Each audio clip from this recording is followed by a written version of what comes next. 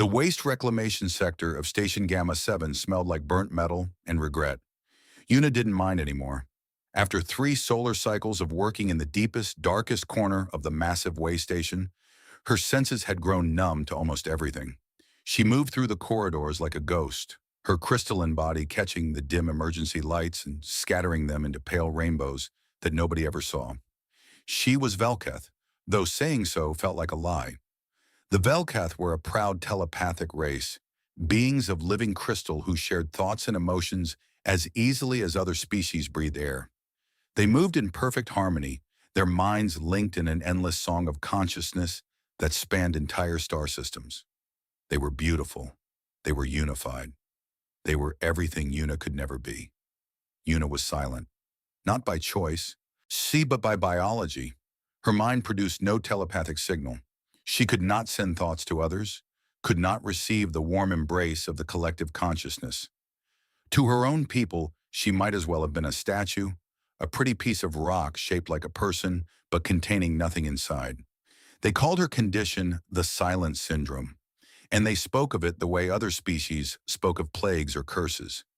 She had learned early that silence was worse than death to the Velkath. Death they understood. Death was a return to the cosmic consciousness, a rejoining with the infinite. But silence? Silence was isolation so complete that her own parents could not perceive her as truly alive. They looked at her with their multifaceted eyes and saw only emptiness. When she tried to speak with her voice instead of her mind, and they recoiled as if she had committed an obscenity. So they sent her away, exile dressed up as opportunity. They gave her a worker's visa and a one-way ticket to Station Gamma 7, where thousands of species mingled and traded and lived their brief, noisy lives. Here, they told her, she might find purpose among the lesser races, who also lacked the gift of true communication. Here she would not be a constant reminder of genetic failure. The station was larger than most planets, a massive ring of metal and composite materials that had been built by some long-dead civilization. Nobody knew who made it or why, but every spacefaring race used it now. It spun slowly in the void, generating artificial gravity, and housed over 2 million beings at any given time. Una was just one more invisible worker among the masses. She worked the night shift when most species slept, and the station's automated systems handled the majority of operations. Her job was simple: monitor the waste recyclers, clear blockages, replace worn parts. It was work that could have been done by machines, but machines broke down in the strange radiation fields that surrounded the station. Organic workers were cheaper and more reliable. Una didn't mind the work. It kept her hands busy and her mind empty. She didn't have to interact with anyone. The other workers in her sector were all from different species, none of them telepathic, and they seemed content to ignore her just as thoroughly as her own people had. She was furniture to them, a piece of equipment that occasionally moved. When her shift ended each cycle, she would return to her tiny quarters, shower away the grime, and then make her way to the public cantina. It was a vast space near the station's central hub, designed to accommodate dozens of different species with their various dietary needs and atmospheric requirements. The ceiling soared overhead, fitted with holographic projectors that displayed rotating scenes from famous planets across the galaxy. The floor was divided into sections, each with different gravity settings and temperature controls. Una always went to the same spot. In the furthest corner, where the artificial gravity was slightly stronger than standard and the air was kept cooler than most species preferred, there was a single table. It was made of dull metal, scratched and worn, and it sat in a location that made no sense. Too far from the food dispensers, too close to the recycling chutes, and positioned in a spate where 3 different atmospheric zones created a constant, uncomfortable draft. Nobody ever sat there. Nobody except Una. She would collect her meal from the Velkath nutritional dispenser, a machine that provided the specific mineral suspensions her crystalline body needed, and carry her tray to that lonely table. Then she would sit and eat slowly, watching the crowds of beings from across the galaxy as they laughed and argued and shared their lives with each other. She watched the Tark traders with their forearms gesturing wildly as they negotiated deals. She observed the shy Pilthian couples who communicated through bioluminescent patterns on their skin. She envied the human families who gathered around tables, their children running and playing while their parents smiled with such obvious warmth. She even found herself fascinated by the solitary species, the ones who traveled alone but still managed to strike up conversations with strangers, forming brief connections that seemed to mean something, even if they only lasted minutes. Everyone belonged to something. Everyone had someone. Everyone except her. Sometimes she would see other Velkath passing through the station. They moved in groups naturally, their minds linked in quiet communion. They never noticed her. When she tried once to approach a group of her own people, they had walked around her as if she were a pillar or a potted plant. Their eyes passed over her without recognition. She was not simply ignored, she was genuinely invisible to them. Their telepathic senses could not detect her, and without that sense, she might as well have not existed. After that, she stopped trying. What was the point? She had been exiled to a station filled with millions of beings, and she was more alone than if she had been adrift in empty space. At least in space, there would be no one to remind her of what she lacked. 3 solar cycles. Over 1,000 meals eaten at that terrible table in that forgotten corner. She had not had a real conversation in all that time. The other workers in her sector communicated through simple hand signals and brief functional exchanges. Her supervisor was an artificial intelligence that sent instructions through her work terminal. Even the merchant who sold her the occasional personal item simply processed her payment without looking up. Una had begun to wonder if she was becoming more machine than person. Her routine was mechanical: work, eat, sleep, repeat. Her emotions had dulled to a constant low hum of resignation. She no longer cried, because tears seemed pointless. She no longer hoped, because hope required the belief that things could change. She was unwanted. That was simply the truth of her existence. And each day, sitting at that lonely table in that forgotten corner of the cantina, she accepted that truth a little more deeply. The station spun on. The crowds ebbed and flowed. And Una remained invisible, a silent crystal ghost haunting the edges of a busy world that had no place for her. Until the day when everything changed. Until the day when a human covered in fusion coolant walked into the cantina, looked around at all the empty seats at all the normal tables, and chose to sit at hers. Jiho was having a terrible day. The cooling system on the cargo hauler Eternal August had failed spectacularly, spraying him with fluorescent blue coolant that smelled like burnt rubber and tasted worse. He had spent 16 hours crawling through access tunnels, barely wide enough for his shoulders, replacing corroded pipes and rerouting power conduits. His back ached, his fingers were cramped, and he was pretty sure he had coolant in places that coolant should never reach. All he wanted was food and quiet. Maybe not even in that order. The public cantina was busy, as it always was during the station's peak hours. Jiho stood in the entrance for a moment, letting his eyes adjust to the bright, holographic displays overhead. The place was a chaos of sound and movement. Dozens of species filled the space, in their various languages creating a wall of noise that made his headache worse. The air was thick with competing scents: sulfur from the Ragnathi section, ozone from the Pilthian zone, and something that smelled disturbingly like cinnamon from a species Jiho couldn't identify. He grabbed a meal container from the human dispenser without looking at what the station AI had decided humans should eat today. Probably something beige and vaguely nutritious. He just needed calories and a place to sit where nobody would talk to him. Finding a seat in the cantina during peak hours was always a challenge. The popular sections were packed with groups of traders and travelers.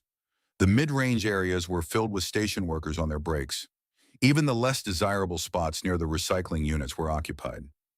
Jiho scanned the massive room, his engineer's eye automatically plotting the most efficient path through the crowd. That's when he noticed her. In the far corner, where 3 atmospheric zones met and created that annoying draft that most species hated, there was a table. A single being sat there alone. She was crystalline, her body refracting the overhead lights into soft patterns. She looked like she was made of smoky quartz, all grays and translucent whites, with faceted surfaces that caught and scattered illumination in mesmerizing ways. The table had an empty seat. That was enough for Jiho. He walked across the cantina, weaving between tables and stepping over the tail of a sleeping Dracnoth. His boots made soft sounds on the metal floor. As he got closer, he could see that the crystalline being was eating slowly, on and moving small amounts of silvery liquid from a bowl to her mouth with movements that seemed almost mechanical. She was staring at nothing, or perhaps at everything, her multifaceted eyes reflecting the holographic sky above. Jiho reached the table and set down his tray. The sound made the crystalline being freeze. She looked up at him and he could see surprise in the way her body's light patterns shifted. He nodded politely, the way he would greet anyone, and sat down. For a moment, neither of them moved. Jiho could feel her staring at him, though her alien features made reading expressions difficult. He opened his meal container and discovered something that might have been protein paste with vegetables. Good enough. He picked up his utensil and started eating. The silence stretched out. Jiho didn't mind. After 16 hours of machine noise and his crew's constant chatter over the comm system, silence was exactly what he wanted. He ate steadily, methodically, savoring the simple act of putting fuel in his body. The cantina noise faded to background static. The headache began to ease. After several minutes, he became aware that the crystalline being was still frozen, still staring. He glanced up and saw her hands gripping the edge of the table, her body rigid. She looked like she was waiting for something, or expecting something. Jiho swallowed his current mouthful and gestured at his meal container. You want some? I think they gave me too much. Her eyes widened. At least he thought they did. The faceted structure made it hard to tell. She didn't respond immediately. When she finally spoke, her voice was quiet, almost rusty, like she hadn't used it in a very long time. You are speaking to me? Jiho blinked. Odd question. Yeah, I mean, you're sitting right there. Why wouldn't I? She seemed to struggle with words. Most beings do not see me. Not truly. I've got two working eyes and you're pretty hard to miss. You're basically a light show. He pushed the container slightly toward her. Seriously though, you look like you could use more food. This stuff isn't great, but it's edible. She stared at the container like it might explode. I cannot eat your food. My biology requires mineral suspensions. That would poison me. Ah, fair enough. Jiho pulled the container back and continued eating. I'm Jiho, by the way, human. Mechanic on the Eternal August. We're docked for repairs in Base 17. Another long pause, then, so quietly he almost missed it. I am Yuna. I am Velkath. I work in waste reclamation. Nice to meet you, Yuna. Jiho took a drink from his water container. This corner's pretty terrible, you know. The draft is awful. Why do you sit here? Yuna's lights flickered in what might have been confusion. No one else wants this table. It is safe. Safe from what? From hoping someone might join me. The words came out barely above a whisper. If I sit where no one wants to be, then I am not disappointed when I remain alone. Jiho stopped eating. He looked at her properly for the first time. Really looked.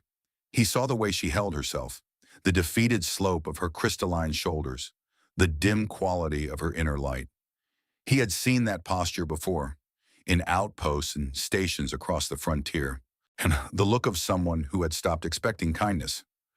Well, he said, keeping his tone casual, I'm here now, so technically you're not alone.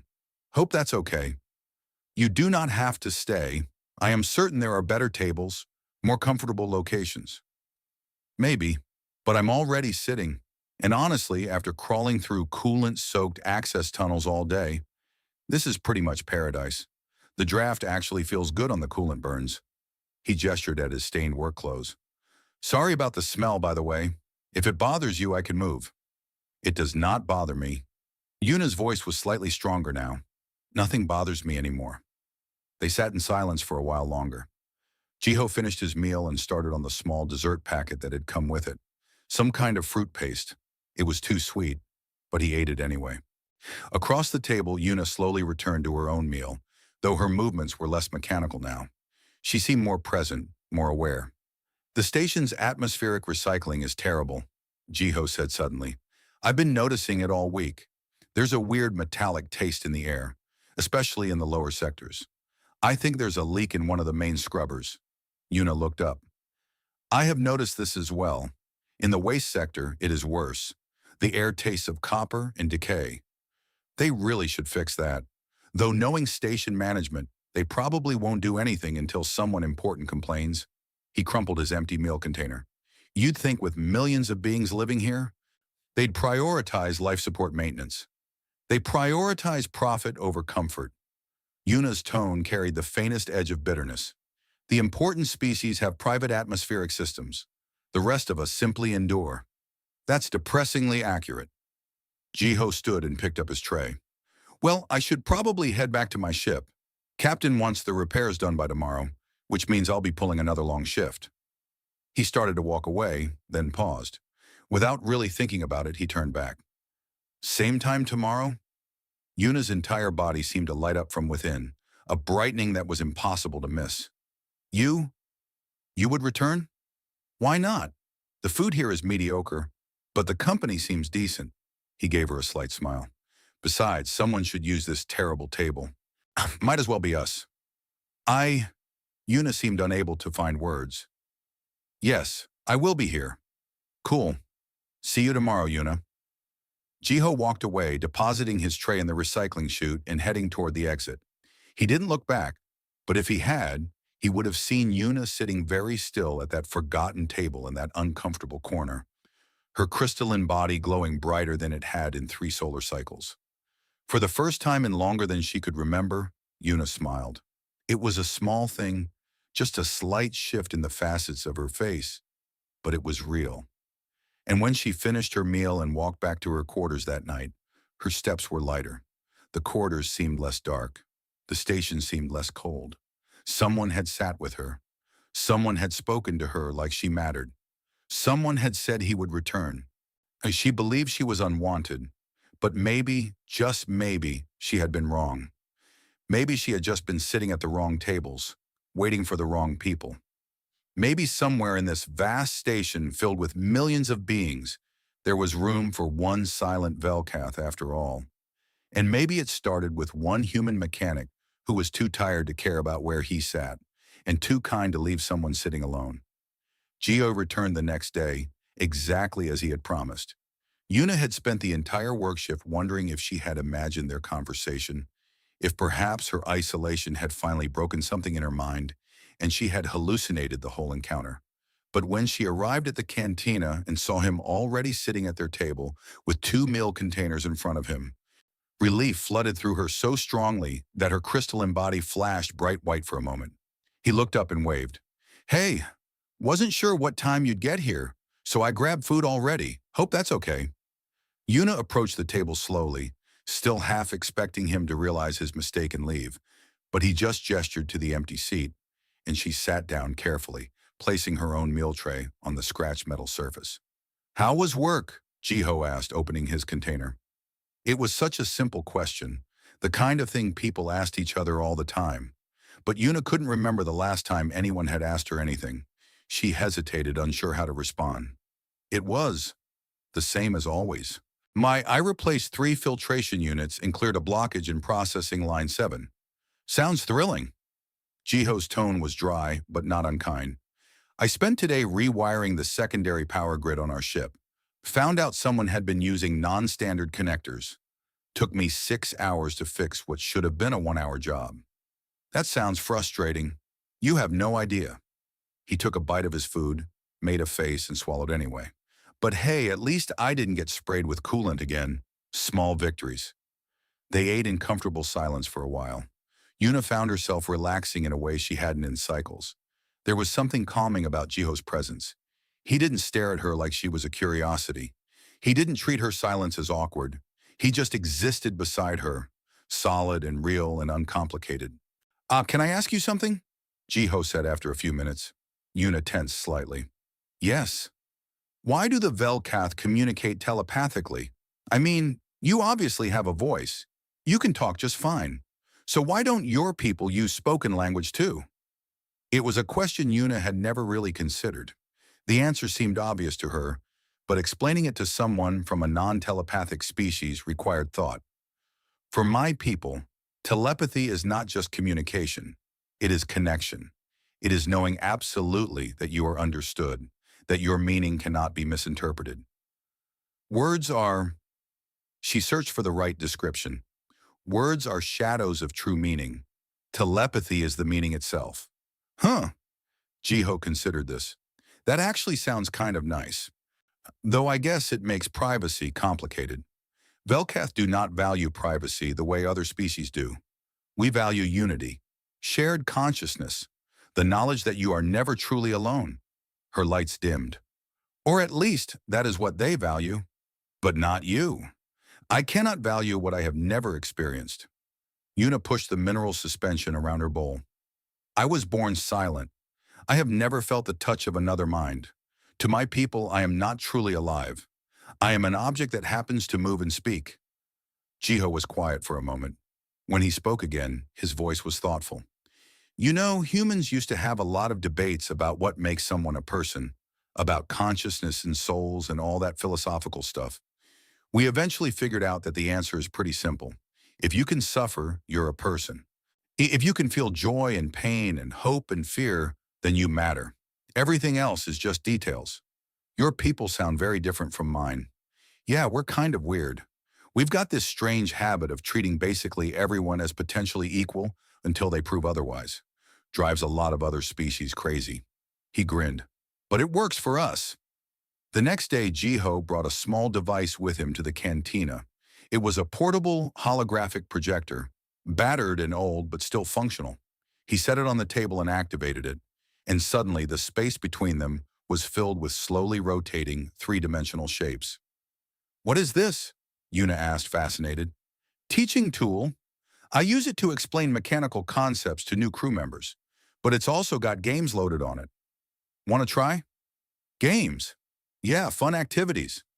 Puzzles, challenges, stuff you do when you're not working. He manipulated the controls and the shapes transformed into a grid. This one's called Connect 4. It's super simple. We take turns placing pieces, trying to get 4 in a row. First one to do it wins. Yuna had never played a game before. Games required other people, and she had never had other people. But Jiho patiently explained the rules, demonstrated a few moves, and then let her try. She was terrible at first, her strategy non-existent, but Jiho didn't seem to mind. He just kept playing, offering gentle suggestions when she made obvious mistakes. After several rounds, Yuna won her first game. The rush of satisfaction was unexpected and intense. Her body lit up so brightly that several nearby beings looked over in surprise. Jiho laughed. He nodded her, but with genuine pleasure at her excitement. Nice, you're getting the hang of it. They played 3 more rounds before their mealtime ended. Yuna won twice. She couldn't remember ever feeling this happy. The pattern continued. Day after day, Jiho appeared at their table. Sometimes he brought games. Sometimes he brought small broken devices and repaired them while they talked. Sometimes he just ate and complained about work in that casual, comfortable way that made Yuna feel like she was part of something normal. On the 7th day, Jiho arrived with 3 other humans. Yuna's first instinct was panic. The table only had 2 chairs. Clearly, Jiho had found other people to eat with. Clearly, this was the day he would tell her that he couldn't sit with her anymore. But instead, Jiho and his companions simply pulled chairs from nearby empty tables and crowded around. Yuna, this is my crew. Minho is our pilot, Isul handles navigation, and Daeun is our ship's doctor. Minho was tall and thin with kind eyes. Isul was short with an infectious smile. Daeun had gray streaks in her dark hair and the calm demeanor of someone who had seen everything twice. They all nodded politely at Yuna. Jiho's been telling us about you, Isul said cheerfully. He says you're the only person on this entire station who can beat him at Connect 4. That is not... I have only won a few times, Yuna said, bewildered by this sudden influx of attention. A few times more than the rest of us, Minho said with a laugh. Jiho's annoyingly good at games. They settled in around the table, and suddenly the forgotten corner of the cantina was filled with conversation. The crew talked about their work, argued about the best route through a nearby nebula, debated whether the station's latest shipment of entertainment media was worth purchasing. They included Yuna in their discussions naturally, asking her opinion on station matters, listening when she spoke, treating her input as valuable. Daeun asked about Yuna's work in waste reclamation, and when Yuna explained the intricacies of the filtration systems, Daeun listened with genuine interest. That's actually fascinating. The biological recycling systems on our ship are always giving us trouble. Do you think you could take a look sometime? Yes, I could do that. Una felt strange, light, almost dizzy. As the meal ended and the crew prepared to leave, Jiho gathered up the holographic projector. Same time tomorrow? Una looked at the three other humans, then back at Jiho. Will you all return? If you don't mind the company, Isul said warmly. This corner is actually kind of nice once you get used to the draft. I do not mind. Una's voice was barely a whisper. I do not mind at all. That night, alone in her quarters, Una accessed the station's database and began researching human culture. She needed to understand these strange beings who had crashed into her life like a meteor strike. She needed to know why they were treating her this way, what they wanted from her, what the catch was. What she found confused her more than it explained. Humans were an odd species, relatively new to the galactic community, and they came from a planet with wildly variable climates and ecosystems, which had forced them to become adaptable. They had achieved space travel despite lacking natural advantages, like telepathy or enhanced strength or longevity. They had survived because they formed bonds across vast differences, because they cooperated with unlikely allies, because they had somehow turned empathy into a survival strategy. There was a quote in one of the historical files attributed to an early human philosopher: "No one is useless in this world who lightens the burdens of another." Una read it 3 times. Then she turned off her terminal and sat in the darkness of her quarters, feeling something she couldn't quite name. It was warm and terrifying and fragile, like holding a flame in cupped hands. Hope. She was feeling hope. Or the humans kept returning. Day after day, they filled that terrible corner table with laughter and arguments and casual kindness. Other beings in the cantina began to notice. The weird group of humans who sat in the worst spot in the entire space, who had apparently adopted a solitary Velkath as their unofficial 5th crew member. Una stopped checking the time. She stopped counting the days. She just showed up at the cantina and found her people waiting. The Velkath diplomatic vessel arrived during the station's morning cycle, announced by the standard docking protocols that echoed through the public address system. Una was in the middle of her shift, elbow deep in a malfunctioning recycler, when she heard the notification. Her hands froze on the access panel. Velkath ships rarely stopped at Station Gamma 7. Her people preferred their own stations, their own controlled environments where telepathic communication flowed freely, and the presence of non-telepathic species didn't create what they called mental static. The only reason a Velkath vessel would dock here was for emergency repairs or diplomatic necessity. Una told herself it didn't matter. The diplomats wouldn't notice her. They never did. She was invisible to her own kind, a ghost haunting the edges of their perception. She finished her shift, cleaned up, and headed to the cantina just like any other day. Jiho and the crew were already there, arguing good-naturedly about something technical. Isul was demonstrating a complex hand gesture that apparently represented a particularly difficult stellar navigation maneuver. Amina was insisting that the maneuver was impossible without AI assistance. Doan was ignoring both of them and eating her meal in peaceful silence. Una slipped into her seat, and Jiho immediately pushed a small package across the table toward her. "Brought you something. That mineral supplement you mentioned last week. Found a vendor near our docking bay who stocks it." Una stared at the package. It was a luxury item, expensive and unnecessary. "You did not have to." "I know. Wanted to anyway." Jiho's tone was casual, but his eyes were kind. "You said it helps with the crystalline structure maintenance, right? Seemed useful." Before Una could respond, a ripple of awareness passed through the cantina. Conversations quieted. Beings turned to look toward the entrance. Una felt her internal light dim as she recognized the sensation. Velkath telepathy in action, creating a field of mental presence that most species could feel even if they couldn't understand it. 3 Velkath entered the cantina. They moved with the characteristic fluid grace of her species, their crystalline bodies catching the light and scattering it in precise, controlled patterns. Their mental connection was visible in the way they moved perfectly in sync. 3 bodies guided by shared thought. Una recognized the lead diplomat immediately. Suman. They had been nestmates once, grown in adjacent crystal matrices, educated in the same collective consciousness chamber. Suman had always been bright, talented, destined for important work, and Suman had been among those who had argued most strongly for Yuna's exile. The three Velkath made their way through the cantina, out their multifaceted eyes scanning the space with obvious distaste. To them, this place must have felt chaotic and primitive, filled with beings who communicated through crude sound waves and existed in mental isolation. Their trajectory brought them inevitably toward the back of the space, toward the forgotten corner where Yuna sat. For a moment, Yuna hoped they would pass by without seeing her, but Suman stopped abruptly, her entire body going rigid. The other two diplomats stopped as well, and all three turned to stare directly at Yuna's table. Yuna! Suman's voice was crystalline and cold, speaking aloud only because her telepathy couldn't reach the defective one. What are you doing here? Yuna's response came automatically, years of conditioning making her voice small and apologetic. I am eating my meal, as an honored diplomat. With them? Suman's gaze swept over the humans with unconcealed disgust. You contaminate yourself by associating with these lesser beings? Geo had been watching the exchange with growing understanding. Now he set down his utensil carefully. Lesser beings? That's a bit rude, don't you think?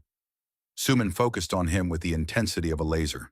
You are human, a species barely evolved past tribal warfare. Your minds are closed, your thoughts isolated and primitive. You cannot even touch the surface of true consciousness. She turned back to Yuna. That you have fallen so far as to seek companionship among such creatures is a shame beyond measure. Hey, Minho's voice was sharp. How about you back off? This does not concern you, isolated one. Suman's lights flickered with irritation. This concerns the failure before me, the genetic error that was mercifully removed from our collective to spare us the constant reminder of imperfection. Yuna felt herself shrinking, her light dimming. The words were familiar, had been spoken to her countless times before she was exiled. Defective, error, failure. She had learned to accept them as truth, to understand that her existence was an unfortunate accident of biology. But then she felt something warm press against her hand under the table. Geo had reached over, his human fingers gently touching her crystalline ones in a gesture of support that Suman couldn't see. The contact steadied her, reminded her that she was not alone. Suman continued, You were sent here to live out your existence in quiet obscurity. Instead, you parade yourself in public, forcing others to witness your deficiency. Worse, you associate with species so primitive they cannot even recognize your worthlessness. She drew herself up to full height. I am here on diplomatic business, and I find your presence on this station to be a complication. You will return to our homeworld for final processing. Final processing. The euphemism was transparent. Return home to be unmade, dissolved back into base minerals, erased from existence. It was considered a mercy, a way to end the suffering of those too defective to join the collective. Yuna started to agree, the old patterns of obedience rising automatically. Jiho stood up. His chair scraped against the floor with a harsh sound that cut through the ambient noise. He wasn't tall by human standards. Haran compared to the crystalline Velketh, he was small and soft and biological, but something in his posture made Suman take a step back. She's eating lunch. Jiho's voice was calm, almost conversational. Come back later. Suman's entire body flashed with shock and anger. You dare to speak to me in such a manner? I am a diplomatic representative of the Velketh Collective. I am someone who's interrupting lunch. Jiho didn't raise his voice, but his tone carried absolute certainty. And someone who's being incredibly rude to my friend. Friend?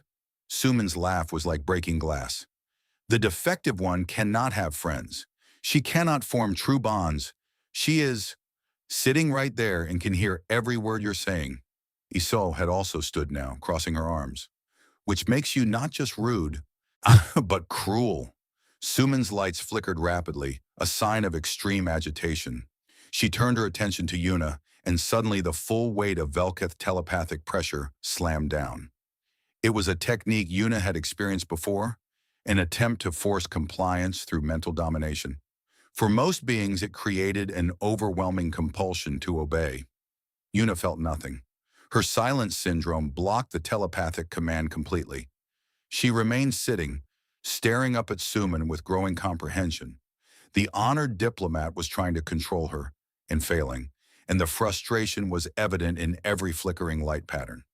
"Stop that!" Jiho's command was sharp. He had moved to stand between Yuna and Suman. "Whatever you're trying to do, stop it right now." "You cannot feel it, can you?" Suman's voice was filled with contempt. "Your primitive mind cannot even detect the most basic telepathic functions. You are as defective as she is, but you lack even the awareness to know it." "Maybe," Jiho shrugged. "Or maybe I'm just immune to someone trying to force me to do something I don't want to do. Funny how that works." He pulled a small data pad from his pocket. "On this station, we have rules. Very clear rules. No coercion of any kind. No forced relocation of residents. No telepathic manipulation of unwilling participants. You're currently violating at least 2 of those rules. I am a diplomat. I have immunity from such. Diplomatic immunity doesn't cover assaulting station residents."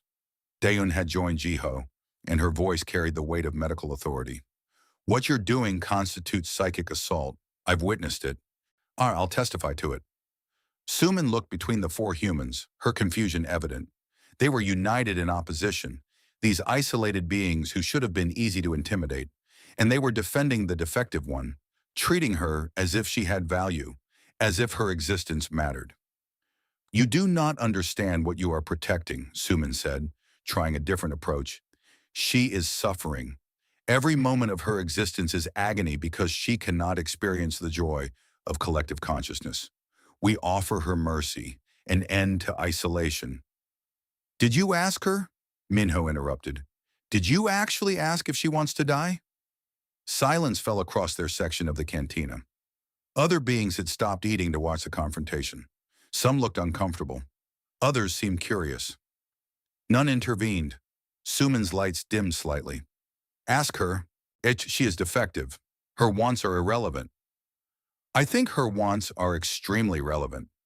Jiho looked down at Yuna, who was still sitting frozen at the table. "Yuna? Do you want to go with them? Do you want this final processing they're offering?"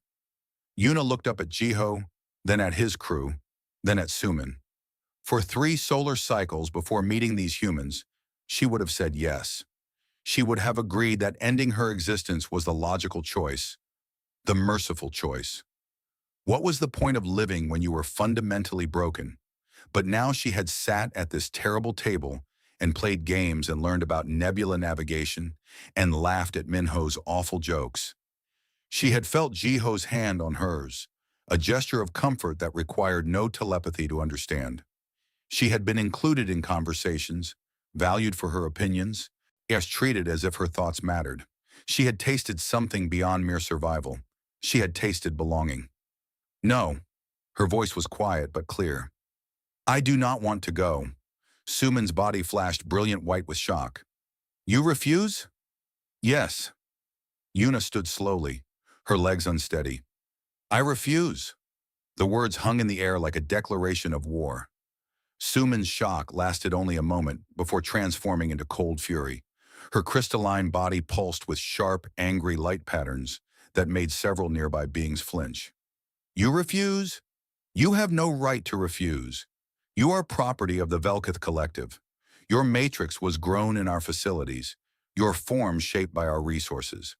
Every molecule of your being belongs to us." "Actually," a new voice cut through the tension, "that's not how station law works." Everyone turned. A human woman in a formal uniform was approaching their table.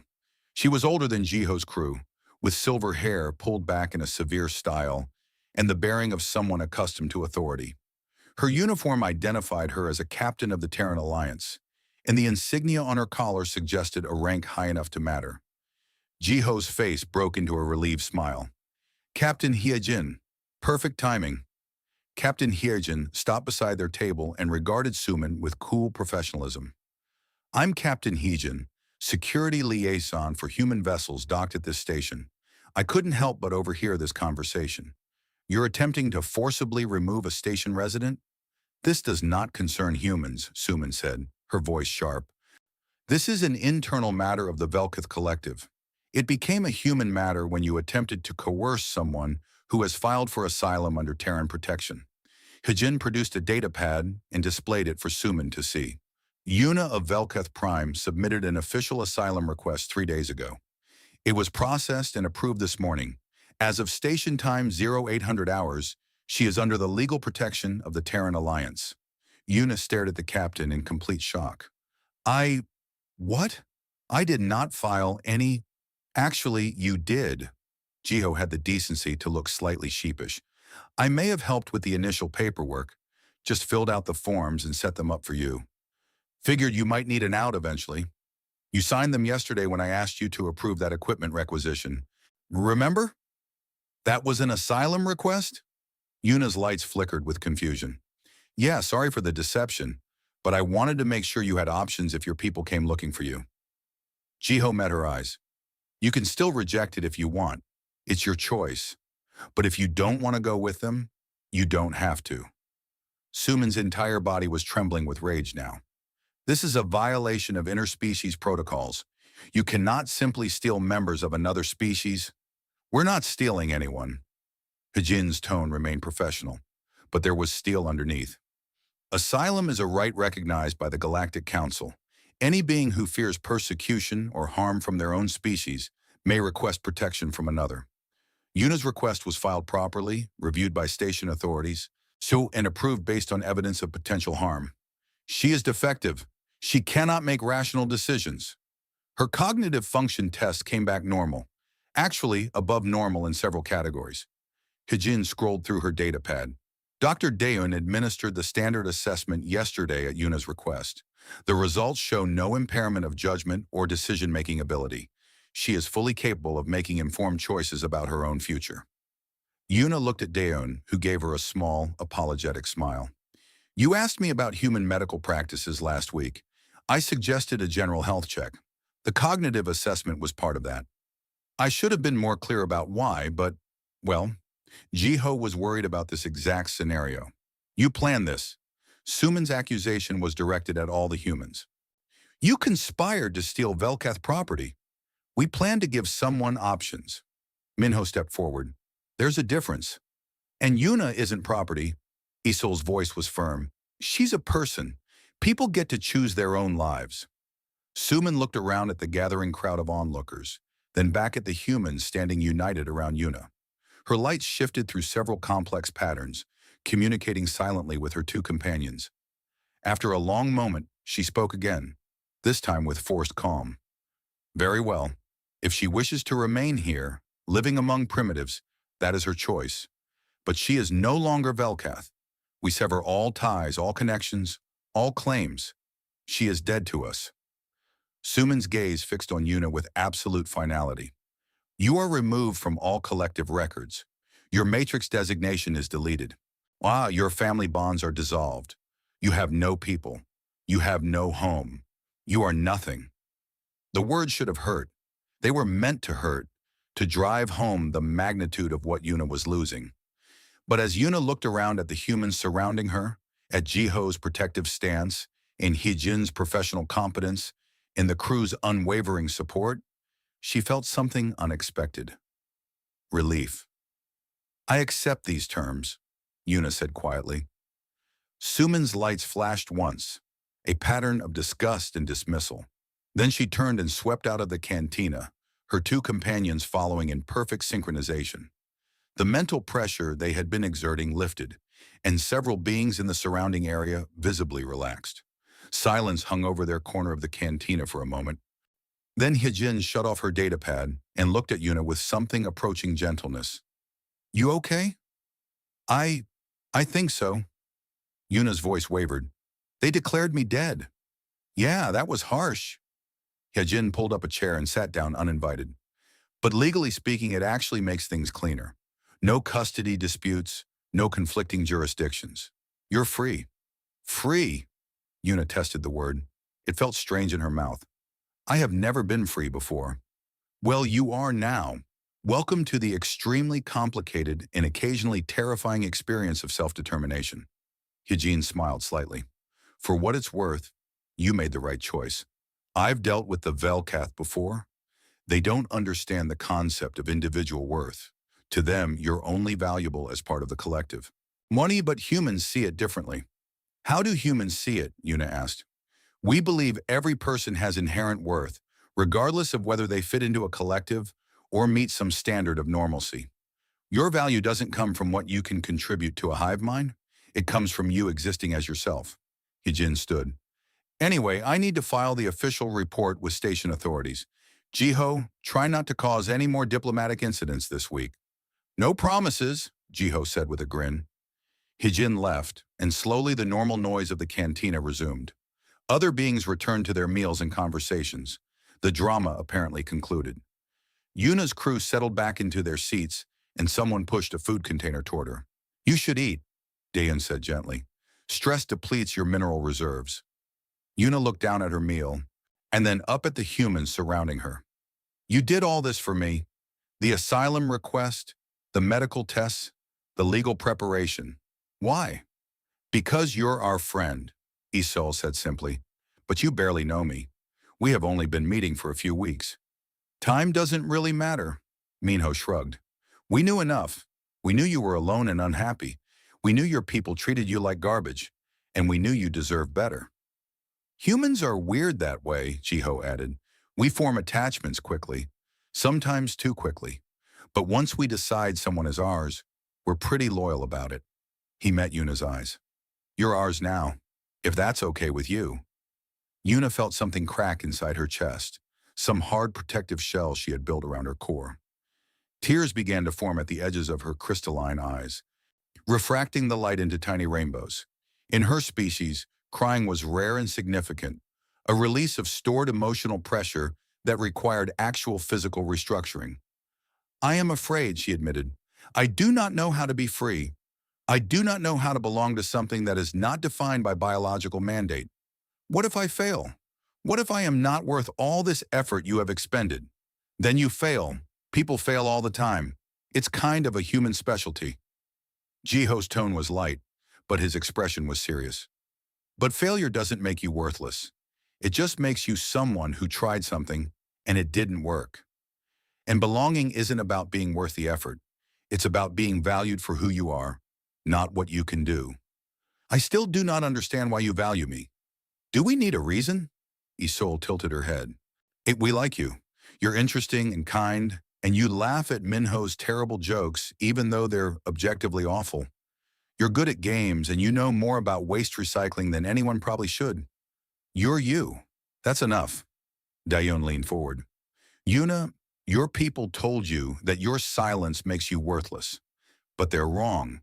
Your silence is just a trait, like having blue eyes or being tall. It doesn't define your worth as a person. What defines you is how you treat others, how you face challenges, who you choose to be. And from what I've seen, you're someone worth knowing. Yuna sat very still, processing these words. Her entire life, she had been told that her value was determined by her ability to connect telepathically. Without that ability, she was nothing. But these humans were suggesting something radical, that she had always had worth, and her people had simply been wrong. It was a terrifying thought. If her people were wrong about her, what else might they be wrong about? What else had she accepted as truth that was actually just opinion? Just one way of seeing the universe among many possible ways. I want to believe you, Yuna said softly. I want to believe that I matter. But it is difficult. I have spent my entire existence being told otherwise. That's okay. Jiho reached across and gently touched her hand again. Belief takes time. You don't have to figure it all out today. Just take it one day at a time, one meal at a time. Keep showing up to this terrible table in this terrible corner, and eventually you'll start to believe it. Yuna looked around at their faces. Were these strange humans who had crashed into her carefully constructed isolation and refused to leave? They weren't telepathic. They couldn't share her thoughts or feel her emotions directly. But somehow they understood her anyway. Somehow they had seen past the defective exterior to something worthwhile beneath. Okay, she said finally. One day at a time. One meal at a time, Isol agreed, and they resumed eating, the conversation gradually shifting to lighter topics. Someone told a story about a malfunctioning airlock. Someone else complained about the station's terrible coffee. Minho made a joke that was indeed objectively terrible, and Yuna laughed anyway. Her people had declared her dead. But sitting at that scratch metal table in the forgotten corner of the cantina, surrounded by humans who valued her for reasons she didn't fully understand, Yuna had never felt more alive. The eternal August was smaller than Yuna had expected. She had seen human cargo vessels from the outside during her time on the station, massive ships designed to haul freight across vast distances. But Jiho's ship was different. It was a mid-range hauler, the kind that took specialized cargo to places the big ships couldn't reach. It was old, patched in a dozen places, and according to Jiho, held together mostly by stubbornness and creative engineering. "Home sweet home," Jiho announced as they crossed through the airlock. "It's not fancy, but it's ours." Yuna stepped into the main corridor and was immediately struck by how lived-in everything felt. The walls were covered with small personal touches, photos printed on actual paper, handwritten notes stuck to surfaces with adhesive, a child's drawing that depicted what might have been the ship, or possibly a very optimistic potato. The air smelled like recycled oxygen and something cooking, warm and organic in a way that station air never achieved. "We've got 6 main areas," Isul explained, leading Yuna down the corridor. "Bridge, engineering, cargo hold, medical bay, common area, and crew quarters. You'll bunk with me for now. The quarters are small but private enough. I still cannot believe you are allowing me to join your crew." Yuna's lights flickered with uncertainty. "I have no experience with cargo operations. I do not know how to be useful on a ship." "You'll learn." Dayun appeared from a side door, a medical scanner in hand. Everyone starts somewhere. Jiho didn't know the difference between a plasma coupling and a coffee maker when he first signed on. "Now he's our best engineer." "That's a slight exaggeration," Jiho called from somewhere deeper in the ship. I knew what a coffee maker was. The crew quarters were indeed small, but they were clean and organized. Isol's bunk was on the left, decorated with star charts and navigation diagrams. The right bunk was empty, waiting. A simple storage locker sat at the foot of each bed. "It's not much," Isul said, suddenly sounding almost apologetic. "But it's yours if you want it." Yuna approached the empty bunk and placed her hand on the thin mattress. She owned almost nothing. 3 solar cycles of exile had taught her not to accumulate possessions, and everything she had fit in a single small bag. But this space, this tiny corner of a ship that traveled between stars, was being offered to her as if it were something precious. "It is perfect," she said quietly. The first few days aboard the Eternal August were chaotic. The ship departed Station Gamma 7 on a routine cargo run, hauling specialized medical equipment to a colony on the edge of known space. Yuna tried to stay out of the way, unsure where she fit in the established routines of the crew. But they kept finding tasks for her, small things that made her feel included. Jiho taught her basic maintenance procedures, showing her how to read diagnostic displays and identify common problems. Yuna discovered she had a natural aptitude for understanding mechanical systems, or her crystalline structure allowed her to detect vibrations and irregularities that human senses missed. She could place her hand on a bulkhead and feel the subtle stress patterns that indicated a developing structural weakness. "That's actually incredible," Jiho said when she demonstrated this ability. "Do you know how useful that is? We could save thousands in diagnostic equipment costs." Isul taught her navigation theory, explaining how ships plotted courses through the complicated gravitational fields between stars. Yuna found she could visualize the mathematical relationships more easily than most organic beings. Her crystalline matrix processed spatial information in ways that made complex calculations almost intuitive. "Mak, you're a natural," Isul said, after Yuna successfully plotted a course correction that saved them 6 hours of travel time. "Have you ever considered that your silence syndrome might actually be an advantage? Your brain structure is different from other Velkath. Maybe it processes information differently too." The idea had never occurred to Yuna. She had always thought of her condition as purely negative, a deficit that made her less than her people. But what if it was simply different? What if the same neurological quirk that prevented telepathy also enhanced other abilities? Dayun confirmed the theory after running a series of tests. Your neural structure shows unusual density in the regions associated with spatial reasoning and pattern recognition. Most Velcath dedicate those neural resources to telepathic processing.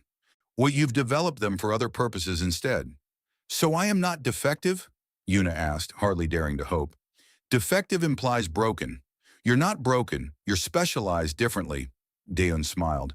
It's like comparing a wrench to a hammer. They're both tools, but they're designed for different jobs. Neither is defective just because it can't do what the other does. 3 weeks into the voyage, they encountered their first crisis. The ship's gravitational sensors began registering anomalies, readings that made no sense according to standard stellar mechanics.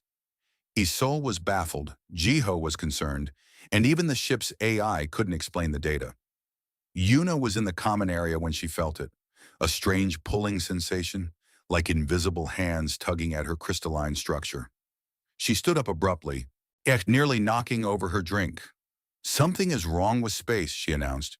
The crew looked at her. What do you mean? Minho asked from the pilot's chair. I can feel it. The gravity is not, it is not smooth. There are ripples, distortions. Yuna moved toward the forward viewport, her internal structure resonating with the anomalies. We are approaching something massive, something that bends space around it. Isol pulled up the sensor data. She's right.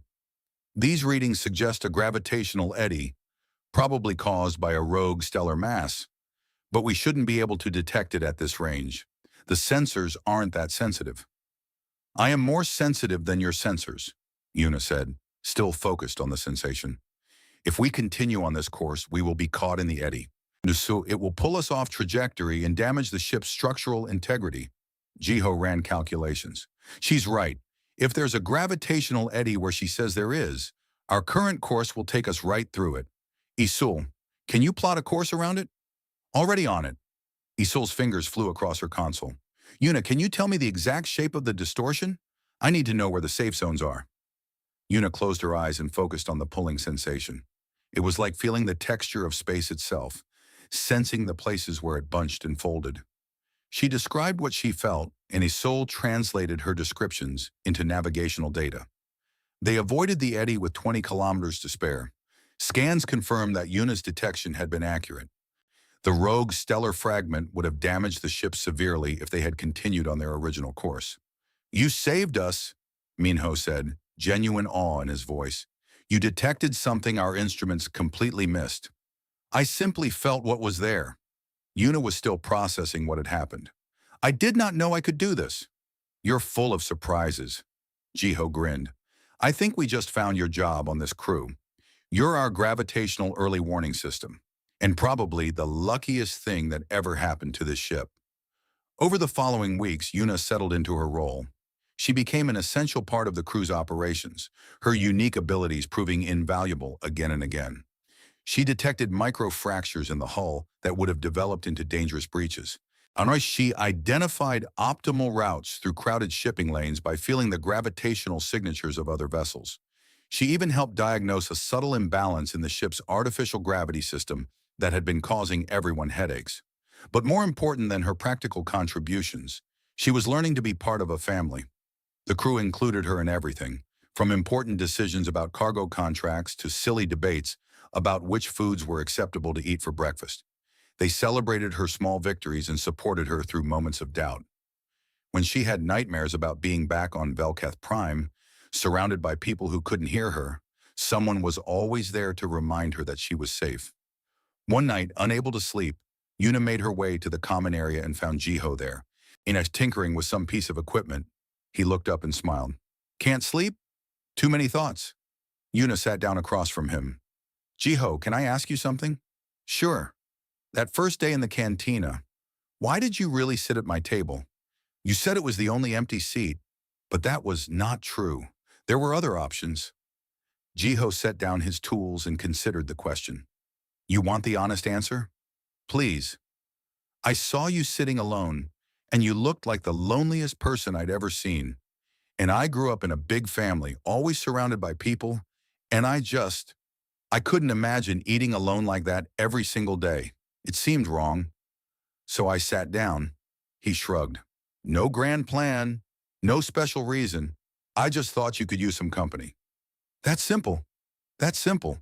Humans are pack animals, Yuna. We were not built for isolation. When we see someone alone, especially someone who looks unhappy about it, our instinct is to include them. It's not charity or pity. It's just how we're wired. He smiled. Plus, you looked interesting. I like interesting people. I am grateful. Yuna's voice was soft. I do not think you understand what you saved me from. I was disappearing, fading into nothing. A few more cycles and I would have stopped bothering to exist. You gave me a reason to continue. You always had a reason. You just needed help seeing it. Jiho reached across and tapped her crystalline hand gently. And for what it's worth, I'm grateful too. You've made this ship better. Made us better. The crew loves having you here. Even though I am different. Especially because you're different. Different is good, Yuna. Different means new perspectives, new abilities, new ways of solving problems. Sameness is boring and limiting. He picked up his tools again. Now, want to help me with this repair? I could use someone with good spatial sense. They worked together in comfortable silence, and Yuna realized something profound. She had spent her entire life trying to fit into a space that was never designed for her, trying to force herself into a shape that her biology could never achieve. But here on this ship with these humans, she didn't have to fit into anything. There was room for her exactly as she was. She was not defective. She was not broken. She was simply Yuna, and that was enough. The distress call came through during the night cycle, when most of the crew was asleep and only automated systems monitored the communications channels. Yuna was awake, as she often was during these quiet hours, standing in the observation deck and watching the stars slide past. The ship's AI alerted her to the incoming signal with a soft chime. She activated the display and felt her crystalline structure go cold. The identification codes were Velkath. A ship of her people was in distress, broadcasting an emergency signal on all standard frequencies. For a long moment, Yuna stood frozen, staring at the data streaming across the screen. Her people, the ones who had declared her dead, the ones who had exiled her and told her she had no value. They were in trouble, and their distress call was reaching out into the void, hoping someone would care enough to help. She should ignore it. They would ignore her if the situations were reversed. They had ignored her for her entire life. Why should she risk anything for them? But even as the bitter thoughts formed, Yuna was already moving toward the bridge, already activating the ship-wide communication system. Captain Hyejin, we have received a distress call. Velkath vessel. Coordinates included in the transmission. Jiho was the first to arrive on the bridge, pulling a shirt on over his sleep clothes. Velkath, your people. Yes. Yuna's voice was steady, but her lights flickered with conflicting emotions. Their ship is adrift in the Calaris radiation field. Life support is failing. Isel arrived next, immediately pulling up the navigational data. The Calaris field? That's nasty territory. High energy radiation, unstable gravitational pockets. Most ships avoid it entirely. She looked at Yuna. What would a Velkath vessel be doing there? I do not know. Perhaps a navigational error. Perhaps they were taking a shortcut. Yuna pulled up the distress signal details. 17 crew members, all alive but unable to operate the ship. They are requesting immediate assistance. Minho entered the bridge, followed by Daeun. The captain was last, still adjusting her uniform. She took one look at the display and let out a long breath. 17 lives, that's not nothing. She turned to Yuna. What do you want to do? The question surprised Yuna. What I want? They're your people. You have the most at stake here.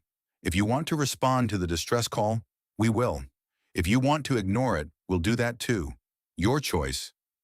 Yuna looked around at the crew, these humans who had become her family. They were all watching her, waiting for her decision, ready to support whatever she chose. And no judgment, no pressure, just patience and trust. They rejected me, Yuna said slowly. They told me I was worthless. They declared me dead. I owe them nothing. That's true, Hyejin agreed. But if I leave them to die, I become like them. I let their cruelty define who I am. I let their judgment shape my actions. Yuna's lights brightened with sudden clarity. They may have rejected me, but I will not become what they are. We should help them. Jiho smiled. Figured you'd say that. I'll start prepping the rescue equipment.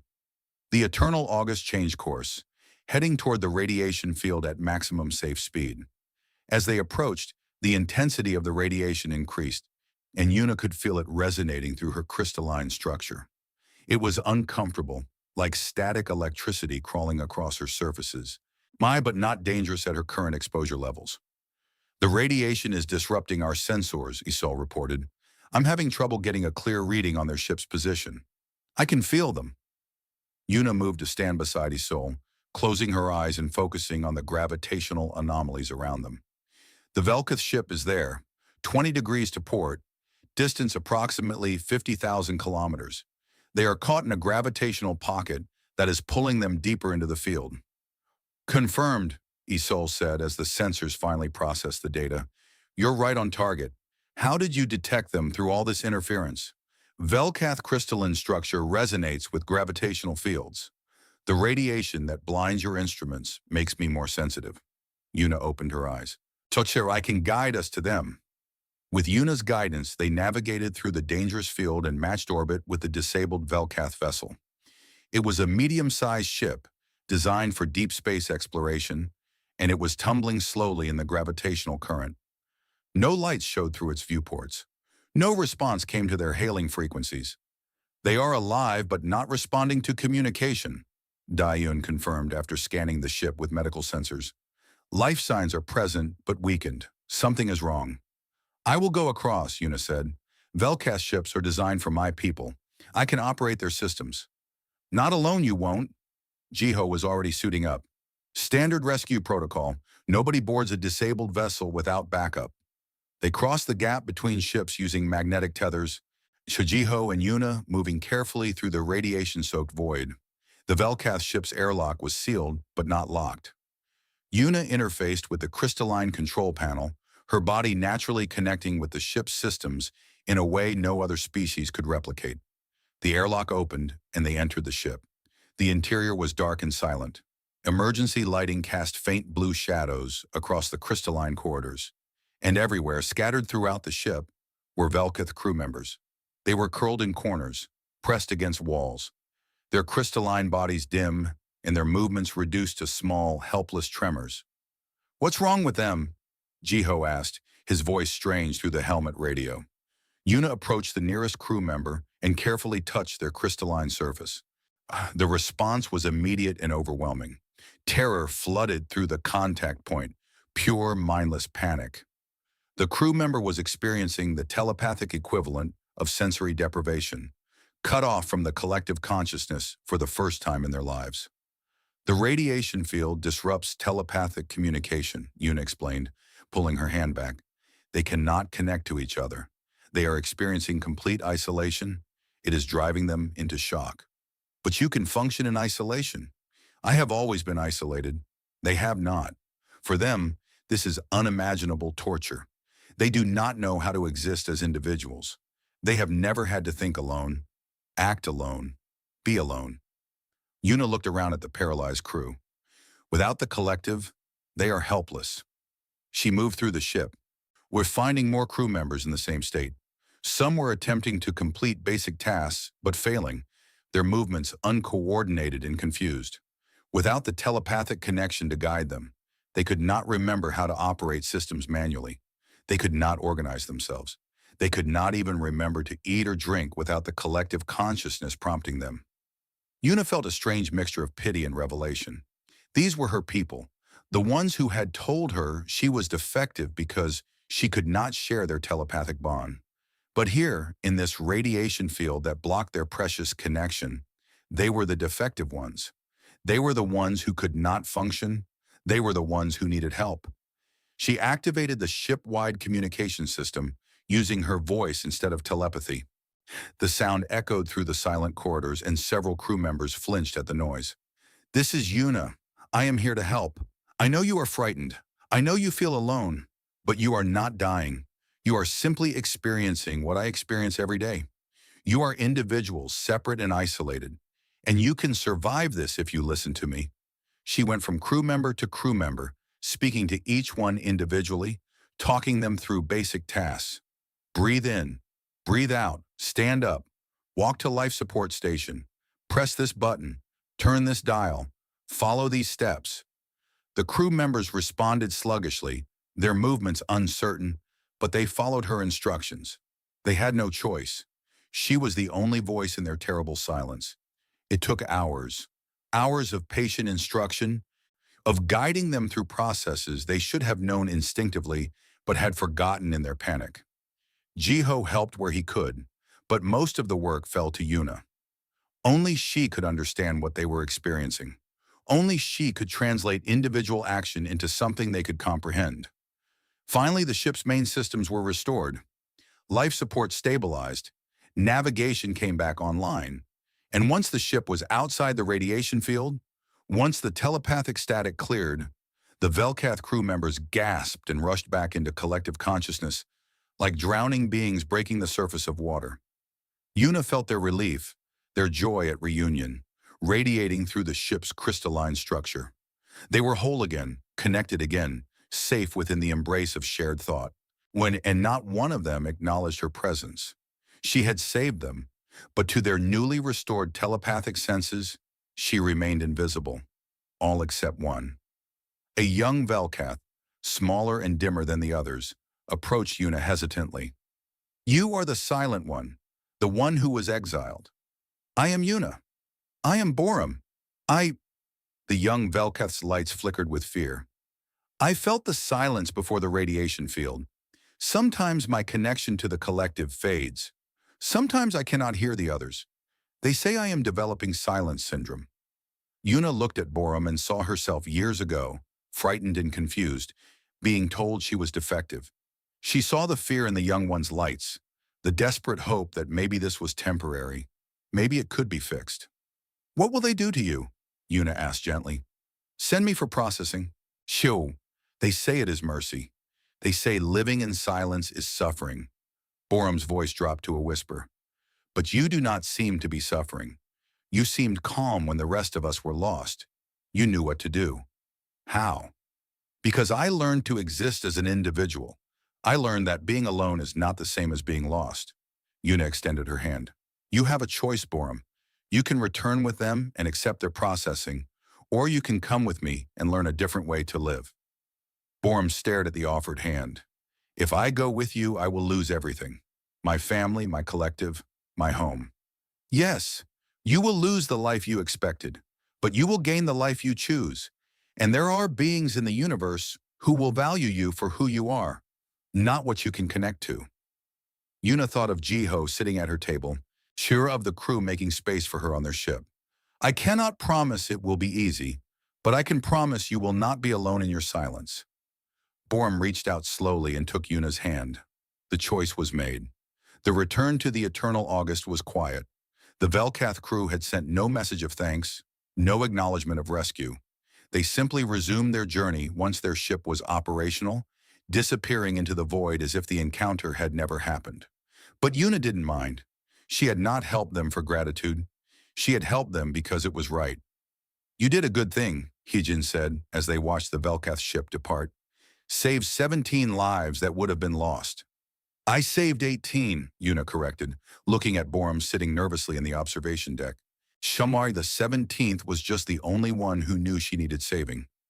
Weeks later, the Eternal August returned to Station Gamma 7 for resupply. Yuna found herself back in the public cantina, back at that terrible table in that uncomfortable corner. But it wasn't terrible anymore. It wasn't uncomfortable. It was home.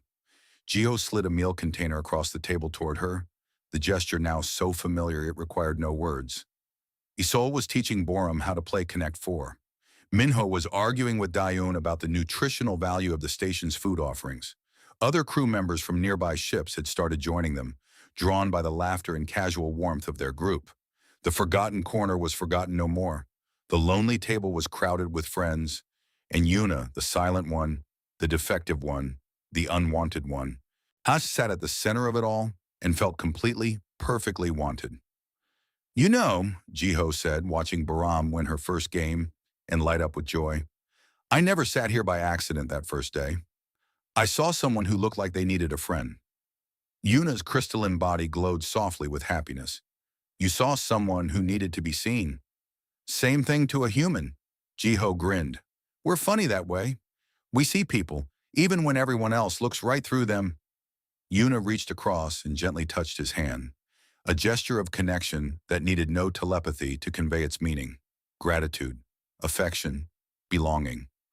All the things she had believed she would never feel, given freely by beings who had no obligation to care but chose to anyway. She had believed she was unwanted, but sitting at this table, surrounded by the family she had chosen and who had chosen her, Yuna finally understood the truth. She had never been unwanted. She had simply been sitting in the wrong corner, waiting for the wrong people, measuring her worth by the wrong standards.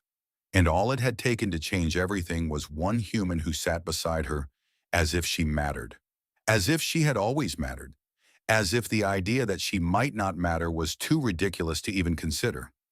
Sometimes the most revolutionary act is the simplest one. Sometimes changing someone's entire world requires nothing more than pulling up a chair and saying hello. Sometimes the difference between despair and hope is just one person who decides that nobody should eat alone. The station spun on, the stars burned bright, and in a corner that was no longer forgotten, and at a table that was no longer lonely, a silent Velketh learned what it meant to have a voice that others chose to hear.